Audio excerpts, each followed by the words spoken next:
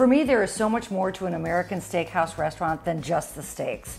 It's the appetizers, the desserts, and of course, the side dishes. And one of the most popular side items on the menu at Fleming's Steakhouse is their Chipotle Cheddar mac and cheese, which they describe it as curly pasta in a smoked cheddar cheese sauce blend.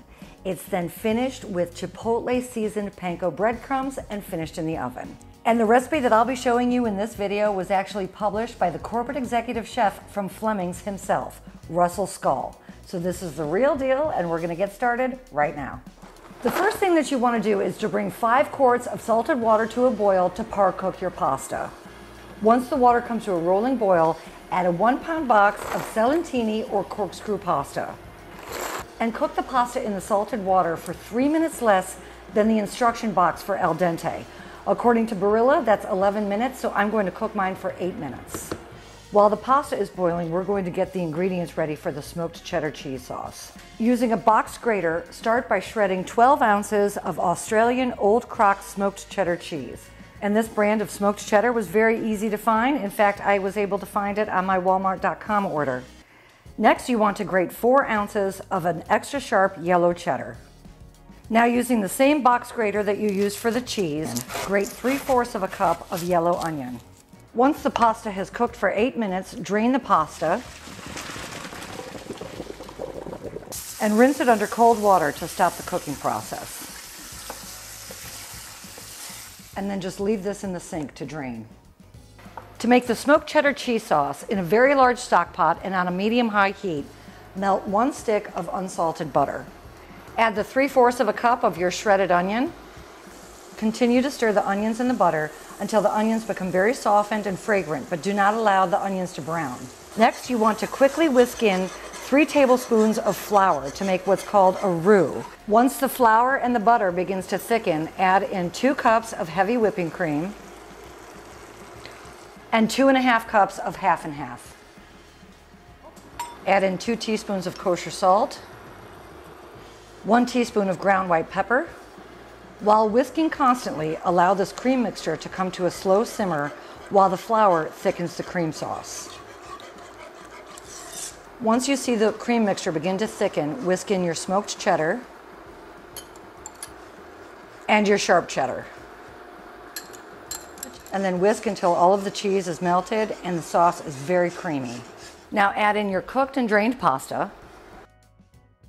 You do want the mac and cheese at this point to have this soupy consistency, because this is going to go into the oven for about 20 minutes and the pasta will continue to absorb the sauce. To make the Chipotle breadcrumb topping, in a small dry saucepan over a medium heat, add 1 tablespoon of extra virgin olive oil. Once the oil begins to shimmer, add 1 cup of panko or Japanese breadcrumb and 1 tablespoon of Chipotle pepper chili powder.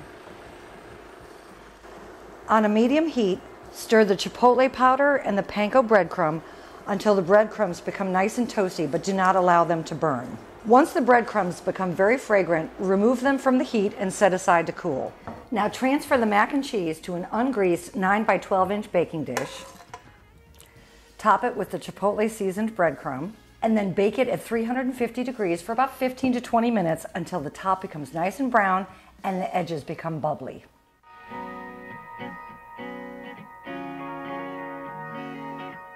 So once the mac and cheese comes out of the oven, let it set on the counter for about 5 minutes before serving. And then for garnish, just go ahead and top it with a little bit of fresh Italian or curly parsley. All right, here we go for my moment of truth. I'm excited on this one because mac and cheese is like my jam. Now, I would say that normally I don't care for smoked cheeses just on their own, but in this macaroni and cheese sauce, I mean, it is just delicious.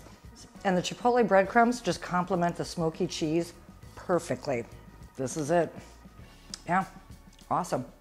So good. All right, my friends, I hope you enjoyed this recipe. God, that's good. If you have a restaurant or a recipe that you would like me to feature in an upcoming video, then go ahead and drop it in the comments section below. I promise I take a look at every single one of my requests. But make sure to hit the subscribe button and the notification bell so that when your video comes up, you'll be notified. All right, my friends, until I see you all again, make it an awesome, awesome day. Cheers. I love y'all. And for more great steakhouse recipes, check out right here. Oh, shit, that's so good. Grill yourself up a couple porterhouses tonight, make this mac and cheese, and you have a steakhouse experience right on your very own table. Delicious.